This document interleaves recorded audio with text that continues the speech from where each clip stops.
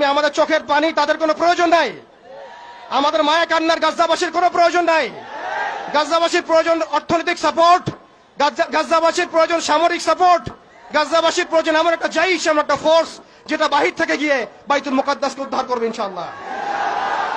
আর আপনারা ভবিষ্যৎবাণী শুনে রাখবেন, ইনশাআল্লাহু আযজা ওয়া জাল আল্লাহ রাব্বুল আলামিনের এই বান্দাদের মধ্যেই এমন একটা জাইশ, এমন একটা দল আল্লাহ পাক সৃষ্টি করে দিবেন ইনশাআল্লাহ। যেই দল, যেই জাইশকে পৃথিবীর কোন সেনাবাহিনী থামাতে পারবে না ইনশাআল্লাহ। শেষ পর্যন্ত তারা বাইতুল মুকাদ্দাস মুক্ত করেই ছাড়বে ইনশাআল্লাহ। শুধু সময়ের অপেক্ষা। তারা আমাদেরকে অপশন দিয়েছে, হয় আমাদের দাস হও না হলে মরো।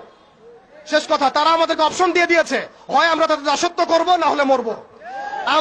আমরাও বলে দিচ্ছি, আমরা দাসত্ব করব না, আমরা হয় শহীদ হব অথবা স্বাধীনতা ছিনিয়ে নিয়ে আসবো ইনশাআল্লাহ। হয় আমরা শহীদ হব না হলে স্বাধীনতা ছিনিয়ে নিয়ে আসবো ইনশাআল্লাহ। আল্লাহ পাক আমাদের বাংলা তাওহীদের জনতাকে কবুল করেন, আমিন। ওয়া আখিরু দাওয়ানা।